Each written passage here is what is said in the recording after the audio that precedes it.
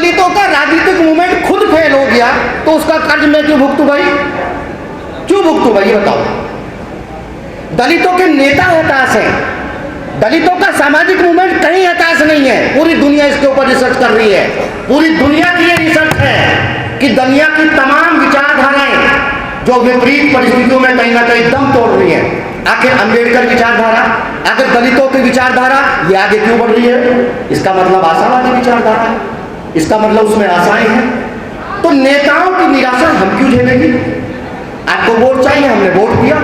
आपको एक जगह वोट चाहिए, हमने एक जगह वोट दिया। हमारी तो कोई गलती नहीं है ना। तो इन नेताओं की खामियां हैं। और मैं अभी नागपाल जी ये बात कह रहे थे, ये बात हम क्यों नहीं कहेंगे भाई? इन्हीं मंचों से बात करेंगे कि सामाजिकता की कच्ची सड़क पर राजनीति की तेज गाड़ी चल नहीं सकती। जो चलाएगा वो एक्सीडेंट हो जाएगा, 100% हो जाएगा। आपने सामाजिक मूवमेंट को और दलितों के राजनीतिक मूवमेंट को एक बना दिया। कहीं ना कहीं सबसे बड़ा धांधली है। कहीं ना कहीं सामाजिक मूवमेंट अलग है, आरएसएस अलग है, बीजेपी अलग है। जो आरएसएस का आदमी बीजेपी में जाएगा वो आरएसएस की बात नहीं करेगा। जो बीजेपी का आदमी आरएसएस में जाएगा वो बीजेपी कहीं ना कहीं बीजेपी की बात नहीं करेगा। ये सच है कि दलितों के तमाम लीडर कहीं ना कहीं सामाजिक मूवमेंट से पैदा होते हैं, लेकिन उनको डिक्लेयर करना पड़ेगा कि अब मैं नेता हूं, अब मैं नेता हूं। मुझसे सामाजिक आंदोलन, मुझसे सामाजिक परिवर्तन की उम्मीद मत करना। मैं आपको सहयोग करूंगा, सामाजिक मूवमेंट आगे चलता। तो ये बात मैं इसलिए कह रहा हूं, अगर हम हताश निराश में बैठ करके चर्चा कर रहे हैं, कहीं ना कहीं सवाल है कि दलितों के सामाजिक मूवमेंट में जो जातियां रोज गाली खाती हैं, दलितों का जब राजनीतिक मूवमेंट होता है तो वही सम्मान पाती है। तो अरे भाई, जिन जातियों को आप सामाजिक मूवमेंट में रोज गाली दे रहे हैं और जब आप राजनीतिक रूप से ताकतवर बन रहे तब उनको सम्मान दे रहे हैं, तो दोनों अलग अलग हैं। इनको मिक्स मत करो, इनको मिक्स मत करो। एक चीज और थोड़ी सी अभी बस एक मिनट देखिए, सवाल यही है। अम्बेडकर साहब ने एक बात कही कि तमाम जो सामाजिक आंदोलन है और जो तमाम जो सामाजिक संगठन हैं, इतने सारे सामाजिक संगठन, मेरठ में 4,500 अब से 10 साल पहले 4,500 रजिस्टर्ड संगठन थे। इसका मतलब हर गली में एक संगठन है, एक राष्ट्रीय अध्यक्ष है, एक उपाध्यक्ष है। अगर 10 आदमी भी एक गली से एक संगठन के आदमी है तो लाखों करोड़ों लोग वैसे पैदा हो जाएंगे भाई। लेकिन सारे लोगों को एक जगह लाया नहीं जा सकता। मेरा एक काम है, मैं ऐसे सामाजिक जो है, मैं रहने के नाते मेरा अपना एक है। देखिए, हम रोज सीखते हैं, सारे सामाजिक आंदोलन को और सारे सामाजिक संगठनों को आप एक कर नहीं सकते, परिस्थितियों को आप अनुकूल नहीं बना सकते। लेकिन एक काम कर सकते हैं, जो परिस्थितियां हैं उन्हीं के अनुकूल अपने आप को ढाल लो। और ये बात मैं इसलिए कह रहा हूं कि सीखना चाहिए। 2 अप्रैल का मूवमेंट इसलिए सक्सेसफुल हुआ, 2 अप्रैल भारत बंद।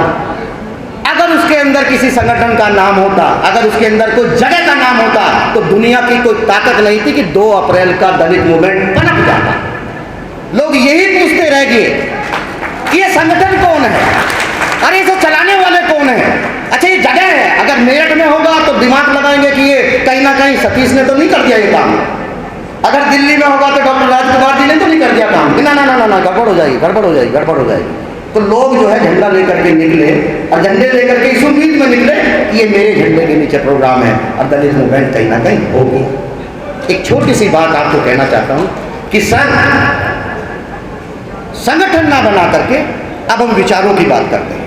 एक छोटा सा कंसेप्ट है कि देश आजादी की लड़ाई 1857 पहली लड़ाई, देश आजाद हुआ दूसरी लड़ाई में, और 1950 के बीच में दलितों में एक शब्द और बहुत पॉपुलर हुआ, तीसरी आजादी। कहीं ना कहीं वो आया, तीसरी आजादी एक क्रांतिकारी विचार था और लोगों का विचार ये था कि देश आजाद नहीं हुआ हो लेकिन इस देश में कहीं ना कहीं सामाजिक गुलामी है। हमने भी इस संगठन पे थोड़ा सा एक इस विचार को इसलिए बढ़ाया था, अन्ना हजारे के आंदोलन के टाइम में तीसरी आजादी के बैनर तले छोटी सी बात हमने कही, अन्ना हजारे से कही, किस आर्थिक आर्थिक भ्रष्टाचार से ज्यादा खतरनाक है सामाजिक भ्रष्टाचार।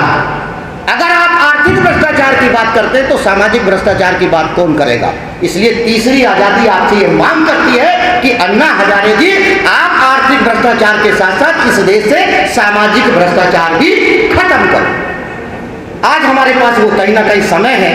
आज हम तीसरी आजादी, एक शब्द है, संगठन नहीं है। संगठन होगा तो अध्यक्ष पर झगड़ा होगा, उपाध्यक्ष पर झगड़ा होगा, चंदे पर झगड़ा होगा। हालांकि चंदे हमको ज्यादा मिलते नहीं हैं, हमारे लोग बेचारे बदनाम ही होते हैं, चंदे मिलते नहीं हैं। मैं 100 रुपए का चंदा दे करके 1 लाख जगह बताऊंगा कि मैंने 100 रुपए का चंदा दिया है। हमारे यहाँ बोलते ज्यादा हैं, चंदे ज्यादा नहीं देते। तो आज हम इस कार्यक्रम के माध्यम से, मेरा अपना एक व्यक्तिगत विचार है कि जाओ अपने घरों के अंदर एक कागज लेकर के उसके ऊपर लिख दीजिए तीसरी आजादी घोषित कर, अपने परिवार के साथ फोटो खिंचाइए और उसको कहीं ना कहीं सोशल मीडिया पे डालिए। ना आपके पैसे लगेंगे, ना आपका संसाधन लगेगा।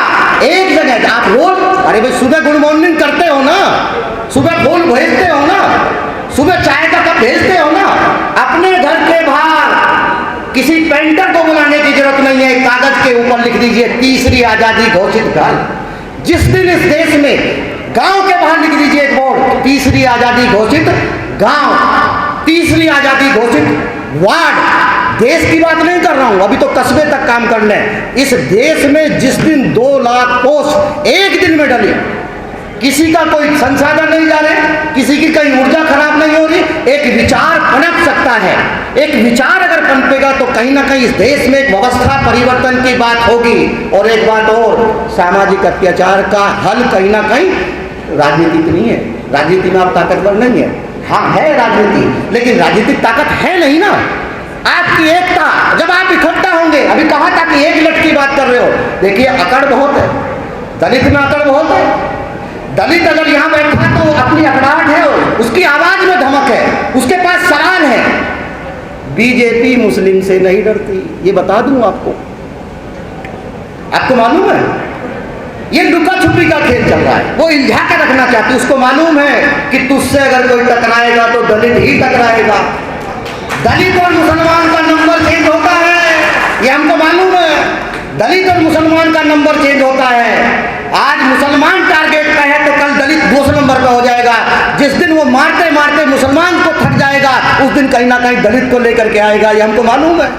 तो बीजेपी का डर का कारण इस देश का दलित मूवमेंट है, वो डरती है और उसको यही लगता। और देखिए नेताओं की खामियों की चर्चा मैं कहां तक करूं, क्या सवाल पूछूं, किससे सवाल पूछूं, अपने आप से सवाल पूछूं। अरे लोग वोट दे रहे भाई, अरे जोड़ो ना। हम किसको वोट ने दिया? हमने हिंदू को भी दिया, हमने मुसलमान को दिया, हमने सरदार को दिया, हमने जाट को भी दिया, गुजर को भी दिया। कौन बहुजन समाज पार्टी को वोट दे रहा है? हम हर जगह कहीं ना कहीं जाकर के वोट दे रहे हैं। उन लीडर्स को परिवर्तन करना चाहिए। और सर एक बात और बस लास्ट कि देखिए, चाहे लीडर हो चाहे सामाजिक कार्यकर्ता हो, समाज से ऊपर कोई नहीं हो सकता। समाज की मनोस्थिति जानो, समाज क्या चाह रहा है। समाज ये चाह रहा है, उसे कुछ नहीं चाहिए।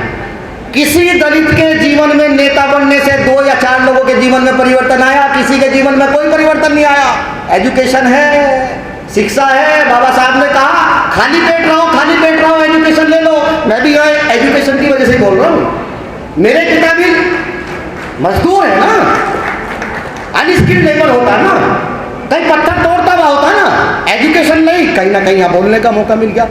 तो अधिकतर लोगों के जीवन में कहीं ना कहीं शिक्षा आया। और देखिए, संविधान परिवर्तन नहीं हो सकता, संविधान बदल नहीं सकता।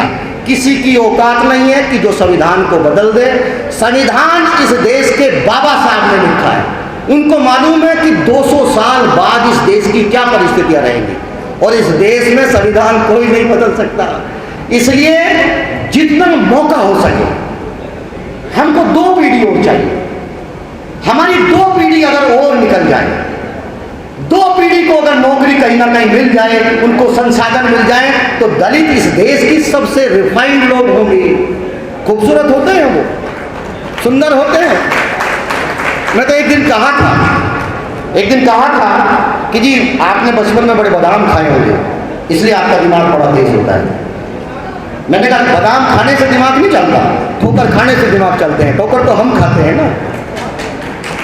This is the colours of Dalit, this is the colours of Dalit. दलितों के रंग, दलितों की संस्कृति ऊपर जा रही है। कलर्स ऑफ दलित इसलिए कह रहा हूं कि कल वही रंग अगर हमारे समाज की लड़कियां नीला, पीला, हरा, चटकीले रंग पहन करके जब निकलती थी, आज भी औरतें निकलती हैं तो गांव की औरतें कहती हैं क्या चमारो जैसा रंग पहन रखा है। आज दुनिया की कोई भी महिला अगर अपनी सुंदरता का प्रदर्शन करे, मॉडल बनेगी ना, तो वही दलितों के रंग पहनने पड़ेंगे। ये कलर्स ऑफ दलित है। दलितों की संस्कृति लोग स्वीकार कर रहे हैं। मोटे अनाज हमको मजबूरी मिल रहे थे, आज हमको मिल रहे हैं। सवाल हमने कभी अपने आप से पूछा ही नहीं, हमने अपनी खामियों के ऊपर कभी चर्चा करी ही नहीं। हम एक दूसरे को कोसते रहे, हम सामाजिक व्यवस्था को कोसते रहे, लेकिन बहुत सारी खामियां उसी सामाजिक व्यवस्था से हमारे अंदर आई, लेकिन कभी हमने दहेज के ऊपर चर्चा नहीं करी। दहेज की चर्चा आप जब करेंगे जब बेटी की शादी करेंगे, दहेज की चर्चा तब नहीं करोगे जब आप बेटे की शादी करेंगे। धर्म की बात आप तब करते हैं जब मारे जाते हैं, या मस्जिदों से या मंदिरों से या गुरुद्वारों से एक धर्म की बात नहीं करता। भारत में तो धर्म परिवर्तन हो सकता है, जाति परिवर्तन तो यहाँ नहीं हो सकती। मुस्लिम धर्म में कहीं भी, पूरी दुनिया में मुस्लिम धर्म में भी कहीं जाति नहीं है, लेकिन भारत के मूल में कहीं ना कहीं जाति है। या धर्म परिवर्तन हो सकता है या जाति परिवर्तन नहीं हो सकता। और दलितों की समस्या धार्मिक कम, कहीं ना कहीं जातीय समस्या है। सर, 3 व्यवस्थाएं हमको जिनका हम चर्चा करते हैं सामाजिक मूवमेंट में। दलितों का सामाजिक मूवमेंट, दलितों का राजनीतिक मूवमेंट और दलितों का धार्मिक मूवमेंट। एक चौथी आवाज और दिखाई दे रही है, कहीं पीछे से, अंधेरे से कहीं एक आवाज आ रही है जिसको शायद हम सुन नहीं पा रहे।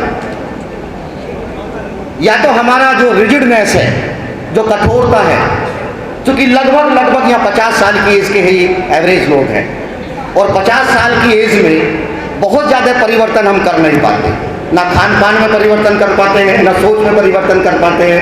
एक बंधी हुई व्यवस्था है।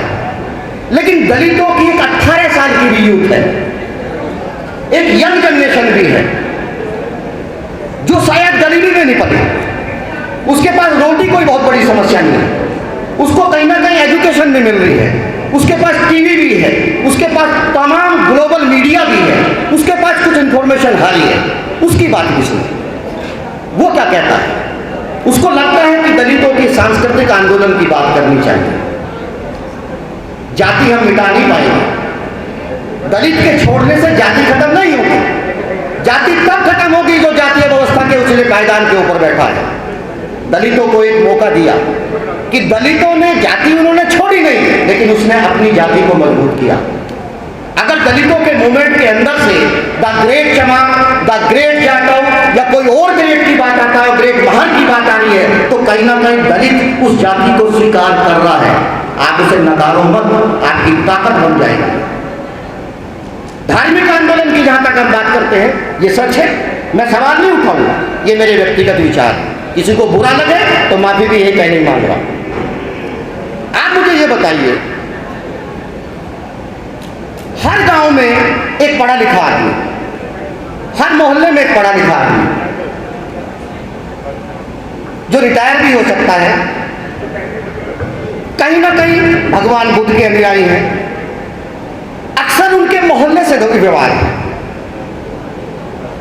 बड़े विवाद हैं, उनकी कोई बात सुनता नहीं, उनकी भी अपनी है कि मैं लोगों को परिवर्तन चाहता हूं। लेकिन ये भी तो हमने इन बातों पे मंथन करना चाहिए कि ये व्यक्ति अगर भगवान बुद्ध की बात करना चाहता है, अच्छाई की बात करता है, करुणा की बात करता है, मानवता की बात करता है, और ये झगड़ा हो क्यों रहा है। कहीं ना कहीं गलत समय पे गलत सामान मत बेचो।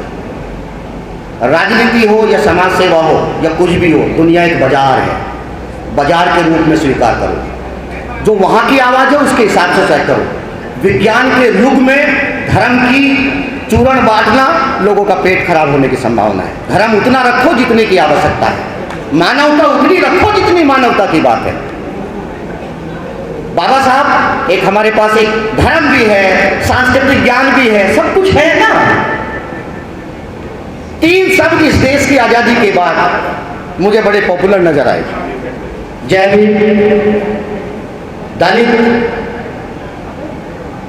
कुछ लोग कहते हैं कि भाई वो बहुजन शब्द भी लाओ, कुछ कहते हैं भाई आप मूल निवासी शब्द लेकर के आओ। मैं किसी के ऊपर सवाल नहीं उठा रहा, लेकिन जो शब्द आपको मिल चुका, जो आपकी पहचान बन चुकी, उस पहचान को कैसे मिटा दे भाई? जो हमने 200 साल में कमाया है, तुम्हारे कहने से उसे आज कैसे कमा दूं भाई? मुझे दलित कहने में फख्र महसूस होता है, उसे कैसे मिटा दूं भाई? आप नई कहानी करो ना कि दलित दलित दलित दलित दलित नहीं होता है। दलित को आपने समझाया नहीं। 1831 में जे मोसले, इंग्लिश आर्मी अफसर है, टाइम्स ऑफ इंडिया की खबर है, जे मोसले दलित शब्द को कहीं ना कहीं मराठी से लेकर के अंग्रेजी साहित्य, अंग्रेजी डिक्शनरी में लेकर के आया। उसको यह कहा कि अगर अंग्रेजी साहित्य लिखा जाएगा तो चमार तो स्वीकार नहीं हो सकता था, आज कर ले उस पर स्वीकार नहीं कर सकते थे, तो वो शब्द लेकर के आए। हमने थोड़ा सा और मॉडिफाइड कर लो। दलित अगर हिंदी से नहीं आया तो अंग्रेजी से आया है ना, तो मायने भी अंग्रेजी जैसे होंगे ना।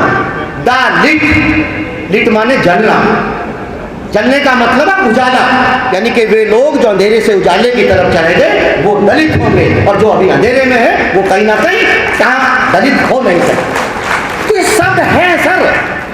बहुत अच्छा लगा आपने मुझे बोलने का मौका दिया, बहुत बहुत धन्यवाद सर आपका। आपके बीच में फिर आऊंगा। जय भीम, नमो बुद्धाय।